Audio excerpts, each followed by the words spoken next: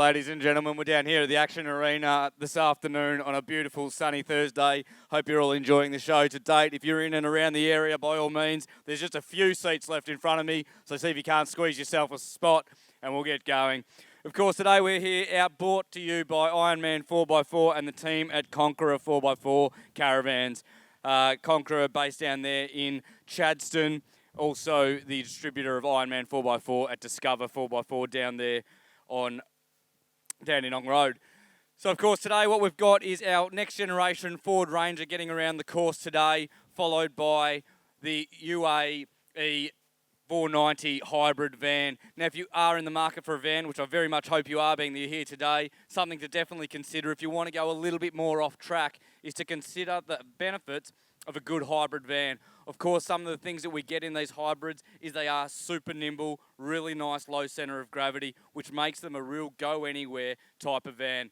So these are the kinds of things you want to be looking at if you're thinking about doing something a little bit more adventurous. So we're thinking the Simpson Desert, maybe you want to go up through the high country, forgo having to use any rooftop tents or swags, not that there's anything wrong with that, but if you would like to take the creature comforts with you, these are the vans that'll get you there. Just in this course alone, you can see we've got some fairly small cul-de-sacs at each end. It'd be very rare to get any other kind of combination with a long wheelbase dual cab ute and a van towing behind around in one swift move. So fantastic little units, these ones, and they come completely decked out. These things have air conditioning in them, hot water, outdoor kitchens, over 180 degrees of protection from those awnings. We've got over 200 amp hours of lithium battery on board there. A South African business. Full steel construction, a good McHitch to make sure that it's got all the articulation you need, the real uni-ball style, uni-joint style of hitch there to get you both upwards, downwards and sideways without putting any pressure on the back of the tow vehicle. Of course, if you look at the rear of this van, we've got a really good departure angle. If you're looking at an off-road van, you want to make sure that if you're maybe going to head up to Dargo, you want to go to the Crooked River, you want to drop into some of those rivers, and the last thing you need to be doing is ripping out the back end of your brand new caravan. So, of course, these good off-road vans are a fantastic use for those purposes. Something I will bring to your attention also is that these Conqueror vans come with airbag man suspension built in and a compressor on board with compressor tank, which is fantastic, which meaning that we can actually adjust the ride height of the caravan to suit the conditions, and we've been doing that a little bit while we set ourselves up for this particular course. Obviously riding on independent suspension, off-road tyres, and absolutely ready for pretty much every challenge you could have to possibly throw at it. Pete behind the wheel here has actually just taken this exact model all the way up to the tip of Australia, and some of his images are showing up behind me as we go through this presentation. Of course, at the front, we have, as I said, the next-gen Ford Ranger, and it is running the Ironman 4x4 Deluxe Bull Bar, which comes equipped as standard with a set of 2 times 5-ton recovery points. Now, recovery points must be one of the most critical things you should think about putting on your vehicle if you're planning on going off-road at all. At the end of the day, as much as you might like to think you're never going to get stuck, you might like to think you're never going to get bogged, the chances are, especially if you're going to hit the sand, there's a good chance it will happen. In that saying that, you could just be halfway up the Ute Nadada, hit a bad spell of rain, and it doesn't take much for those roads to turn to custard. So having a good set of recovery points means that you can entrust for somebody to come and help you get out of that situation without putting any strain on any other parts of your vehicle that aren't rated to do so, but also ensuring a safe recovery situation. I said those are in fact included in the price of the Ironman Deluxe Bull Bar. We have, of course, the car is fitted out with a winch, a 12,000 pound winch on this car. It's really important for you to understand what winch is best appropriate for your car. There is an industry standard there that you should be fitting a 1.5 to 2 times the rating of your vehicle to your car when you're looking at your winch sizing. The Ford Ranger, as an example, and many of the dual cab utes will fit into this category, sit at about 3350 as a standard GVM. So just on that alone, 2 times 3350 is putting us up at about that 7.6. That converted to pounds, you're looking at over 11,000 pounds. So make sure you've got a bull bar. If you're planning on using a winch, make sure you've got a bull bar that will, as a minimum, take the load of a 11,000 pound winch or higher. Of course, we've got our monster 12,000 pound winch in there.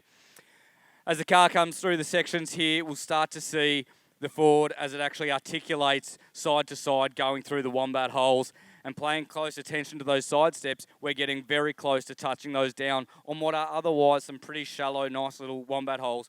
Here is where we start to see the full advantage of a 2-inch lift. Of course, suspension on your vehicle is important for so many reasons, far more so just than ground clearance. But here's a great example of where ground clearance is super important if you're going to be heading off-road. Not only for the protection of your side sills as you get into situations like this, but you'll also notice as the car goes up the ramp that we're heading towards right now, that the hitch in its own right on the back of the Caravan and the drawbar is starting to get closer and closer to the ground. Again, would definitely be coming within a 2-inch space. So if we hadn't have had that lift, if we didn't have the back of our car set up properly, not only would the car and van not be sitting and travelling nicely, but also would be a very high chance of scratching and scraping that drawbar across the rocks, across the ground. And of course, what's attached to the front of that drawbar is all your electrics. That's where your trailer brakes are. The last thing you would like to be doing if you found yourself in an off-road situation is scratching all the bottom of your trailer brakes, ruining any of those and losing any control. Of course, suspension also plays a massive part in the way your vehicle does handle on the road. If you're out here today looking at buying a Caravan and you haven't had one before, or your car that you're currently using has never towed a van before, it's imperative to have a consideration as to the suspension setup and the weight carrying capacity of your car. Understanding that Caravans today, we're talking anywhere between 150 to 300 kilo ball weights that we're putting on the back of the car. That weight, as it sits on the back of your car, not only does that weight have to be removed off your standard GVM, it adds to your GVM, but also it's going to start to upset the way the car balances the bias and all those kinds of things. As soon as we put too much weight over the rear, if the rear is not suited to handle it, what's going to happen is the front of the car is going to start to come up. The weight is going to start to come up over the top of those front wheels. And when we lose that traction over the front wheels, we lose handling, we lose safety because we lose braking. As soon as we start to lift that, the bias is all kind of wrong, and we still do get ourselves in a little bit of a tricky situation. So we want to make sure that we've got our suspension set up to keep a really nice, even basis and bias from front to rear axles to ensure that we maintain good handling and good braking and hence good safety in all conditions. That is absolutely not exclusive to off-road use, and in fact, very, very important when you're out there on the highways travelling in excess of 100 kilometres an hour. Heading back onto the concept, I guess, of suspension and GVMs. Of course, a GVM upgrade is something that you might want to consider. Again, going back to the fact that your Caravan is going to be taking anywhere up to 300 plus kilos of weight off the load capacity, the payload that is fundamentally available to your vehicle. If you've got, say, I don't know, maybe you're driving around in a 300 series with about 600 kilos of payload. That's, of course, before you've put 100 and something odd litres of fuel into it. So there goes your first 100 kilos. Then you put in a couple of passengers. There goes potentially another couple of hundred, depending on how many passengers you're carrying. And then you put 300 kilos on your ball and you're done. Yeah, realistically, that's how quickly we can suck up the payload and the GVM of a standard vehicle. So looking at GVM upgrades available through four-wheel drive suspension specialists with the likes of Ironman 4x4, means that you can then look to legally, and if you do it before you actually register your vehicle, federally compliantly, get your car to be able to actually legally carry a higher payload, which obviously gives you a little bit of peace of mind, but on top of that also means you're not going to find yourself in any hot water around insurances and legalities. We are definitely seeing a lot more pop-up weigh stations by the police out there on the roads, making sure that we don't have cars and caravans that are ill-equipped to be doing the travels that they are in fact doing. Another very serious consideration if you're going to look to be doing any kind of off-road driving, and this could be as simple as heading down a gravel road, is understanding the benefits of lowering your tyre pressures and understanding how much tyres and tyre pressures really do have to do with your off-road use and also the longevity of your tyres and the comfort of your ride. Fundamentally, lowering your tyre pressures, while it might seem like a bit of a pain in their backside at the time, it's going to save you a lot of money. It's going to save you a lot of discomfort. Even driving around on the highways, we know a lot of people are running around at 36, 40 PSI in their tyres, trying to get the best fuel economy and great grip on the road. when we do head off-road, we highly encourage you to drop your tyre pressures. Even if you're just going down a gravel road, consider swiping off 20%. Take off 20% of the pressure in your tyres, bring them down into those low 30s, high 20s even, on a nice high gravel road, high-speed gravel road. What that does is it means that as you go over all that shaly, hard gravel, that the stones don't start to chip away at your tyres, because a big, hard tyre has very little ability to conform to the ground. So what it does is it gets really hot, and all those big chunks of stone in the ground start to chip away at your tyres. We all know how expensive tyres are. The last thing you want to be doing is getting to the end of a trip after only a couple of 1,000 kilometres to find out that you've got big rips out of the lugs on your tyres. And of course, we do recommend, if you are going to be doing any kind of off-road use, that you seriously consider getting yourselves a good, reputable brand of all-terrain or mud-terrain tyre. In most cases, an all-terrain tyre is very suitable for most people's use. And of course, lowering that tyre pressure by 20% is also going to give you a whole lot more comfort. There's, suspension goes a long way when it comes to ensuring you've got good comfort, but tyre pressures does even more in many cases. Just taking off that 20% as you're driving down, it's giving you more tractability as you're getting through those high-speed gravel corners, but it's also just taking the harshness out of all those little bumps and little smaller potholes that are in the road. When we are in any way, shape or form removing pressure out of our tyres, by whatever rough percentage that we remove the pressure, we also need to consider then removing the speed. If you're going to drop your tyre pressures by 20%, you drop your speed by 20%. At the end of the day, you've lowered your tyre pressures, you've got a higher contact patch on the road, higher friction equals higher heat. Higher heat in tyres, never a good thing. That's what makes these things go bang. Of course, if we talk 20% to get down to gravel, if you're thinking about maybe heading over to the West Coast, maybe you want to go to Robe and do the beaches, maybe, as I said, the West Coast, or maybe you want to go to the Queensland Islands, maybe you want to go see if you can't star on the Inskip Point Facebook page. Another key element here is to make sure that you are not scared about letting your tyre pressures down into the 16 PSIs. Again, a really nice low tyre pressure gives you far more footprint on the sand. It allows the car to float around a lot more. You do have to be careful not to go too low. You don't want to be popping your tyre off the bead, but somewhere around that 15, 16 PSI or not too heavy of a car with an appropriate sized tyre is a very safe place to start. But again, with tyre pressures going down, speed must go with it. If you're dumping your tyres by 50%, you are dumping your speed by 50%. Keep it safe and have a good time. Of course, the last part about reducing your tyre pressures is understanding the importance of putting them back up. You get to the end of the track and you think to yourself, I can't be bothered dragging out the compressor. At the end of the day, same problem. You're going to start hitting the highways, the hard bitumen at 100, 110 kilometres an hour. You've got lower tyre pressures, more friction, more contact, more heat, and you're a far better chance of having one of those things go bang. The last thing you want to be doing on a highway is having a front tyre blow out at 110 kilometres an hour while you're towing your caravan. So very important that you carry a compressor on board. Another fantastic feature of these Conqueror 4x4 hybrid vans is in fact that they have compressors built in them on board, which is just one less thing to have to carry, as you've got that attached to the back of your car. Of course, for those that are thinking about maybe hitting some of the beaches, I guess my top tips, the 4 accessories that I wouldn't hit a beach without.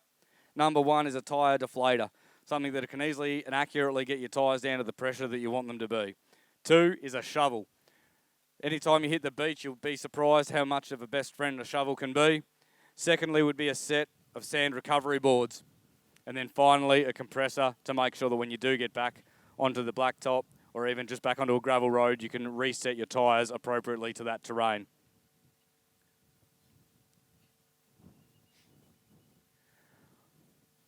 A bit of a sideline to tyres, especially if anyone's looking at the Ford Ranger and you're interested in finding yourself a nice set of rims, a nice wider rim to set a more suitable off-road tyre, is that thanks to the zero offset that Ford came out with on this vehicle, it can be very difficult to find an appropriate set of rims these days that actually fits legally inside the guards. To overcome this issue, Ironman has in fact released a set of fender flares. The fender flares that are actually showcased on this vehicle today give you an additional 25 millimetres of coverage outside of the factory wheel guards, which have thankfully allowed us to showcase a negative 25 offset rim as we're running today, giving that car a little bit more of a wider stance, gives it a little bit better stability when you're off-road, and of course allows us to fit a really nice tyre to that vehicle, a larger rolling diameter. You can in fact legally increase your tyre diameter by up to 1 inch in total rolling diameter.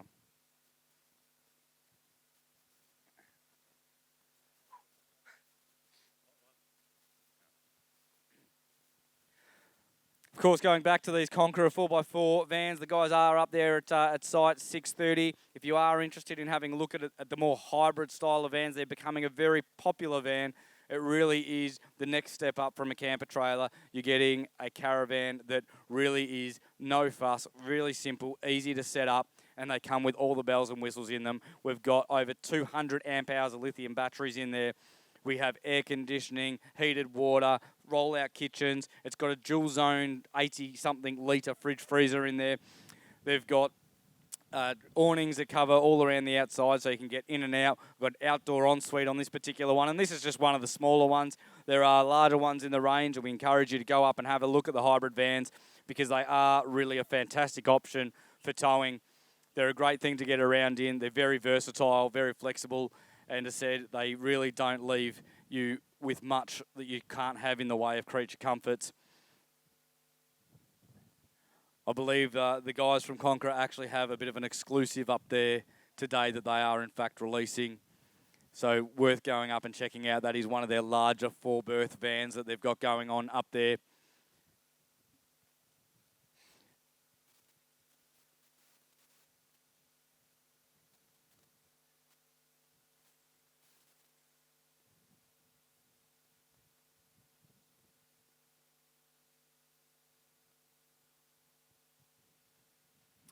When we think about choosing the range of four-wheel drive that you're in, as we come up here and bring the car over the hill, understand that choosing the range, whether it's low range 2-wheel drive or high range, I'm a big ambassador for chucking it into high range 4-wheel drive anytime I hit the dirt. As far as I'm concerned, dirt, any gravel roads have lower traction, lower grip, and being able to pull yourself through the corner by having drive to those front two wheels can be very, very helpful. Especially on those high-speed dirt roads, can get a little bit shaly. Having that extra drive into those front wheels as you're turning around the corners can be very good. It also helps the wear and tear on all of your tyres as you go through. As to when you go to low-range four-wheel drive, I tend to give myself a little bit of a rule that if we're starting to see averages of below 40 kilometres an hour, maybe it's time to start thinking about what gear range we're in. And low range then can be a very good thing because it's actually going to mean that your transmission is actually doing far less of the work or the right work in the right places, I should say. When we hit the sand, however, it's not uncommon to keep cars in high range four-wheel drive. It gives a more tempered acceleration and is less likely to dig yourself a hole when you are in the soft sand. So a nice tempered, keeping momentum on the sand is always really important. Try to be consistent on the throttle is the best way to get through any sandy and loose gravel scenarios.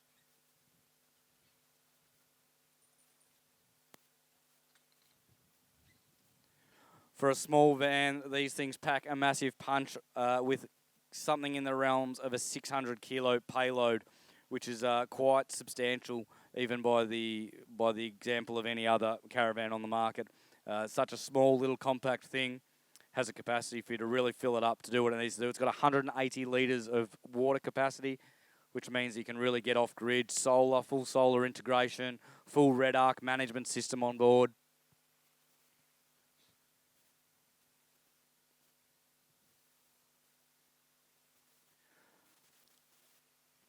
There's probably two other accessories that people often don't think about when they're heading off-road, and one of the core ones that I always like to think about is everyone out there that puts a snorkel on their car but alleviates the consideration to maybe put diff breathers on their car. You go and think about putting a snorkel on your car for the consideration of going through a river crossing. I can promise you your diffs are going to hit the water far quicker than your airbox is. So it's imperative to think about having a set of diff breathers fitted to your vehicle for less than $100. It's absolutely imperative and fantastic insurance to do so. fundamentally what's happening with your diffs is you've been driving down the road and you come to a water crossing, your diffs are hot, they've been working overtime, you hit the water and they cool down really, really quickly. As they cool down, what happens is it causes a vacuum and they want to suck air in, they want to breathe. And if you don't have diff breathers on, what's going to happen is they're going to suck air in any way they can. And the only place they're going to find that is through the seals of your diffs, which are at that point surrounded by water, which means you've damaged your seals, you've sucked water into your diff, and you're probably not going to find out about it until such time as the water and oil mix together at high speed and the whole thing goes bang, which is catastrophic to the vehicle, to the diff. And again, for as simple as $100 to get some diff breathers in there to allow that diff to breathe in, out, just like a snorkel does, in and out, nice and clean, up away from the water, is a very worthwhile investment. So if you are looking at putting a snorkel on your car, please ensure that you look at getting a set of diff breathers installed. The other one that I think sometimes gets overlooked for anybody that's going off-road is under-vehicle protection, a bash plate of sorts that goes down the length of the underside of the vehicle. Of course, there are some very key components under there, including transfer cases and all kinds of other bits and pieces. You might be going again through those river crossings, big rocks and boulders under there. The last thing you want to do is find out on the other side of the river that you're leaking all your oil because you've just taken a massive whack and punctured or ripped off your sump plug or something like that. So again, looking at having some good under vehicle protection is a very worthwhile investment if you're planning on taking your four-wheel drive off-road.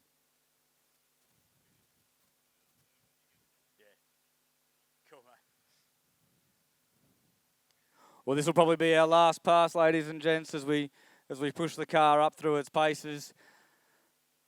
Again, if you've got any questions or you'd like to come and say good day, by all means, do so. Great to see so many people out here today wandering around, and hope that people are out there finding the caravan of their dreams and get ready to tour this fantastic country.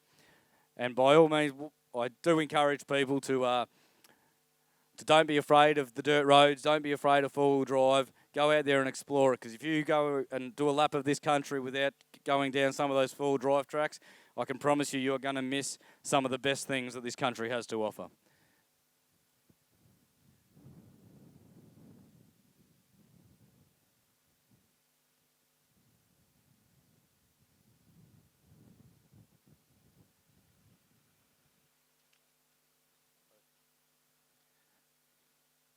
We've come through the final pass. We're just going to park the Ford up here. As it comes over these rocks, you can see how those tyres are just slightly deforming to give us best traction and tractability over those rocks.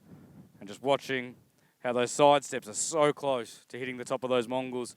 And thanks to our lift, we've parked her up there, beautifully safe, no dramas at all. Good articulation thanks to the upgrade in suspension. Thank you very much. If you've missed this and you'd like to see this from the beginning, we'll be back here from 2 p.m.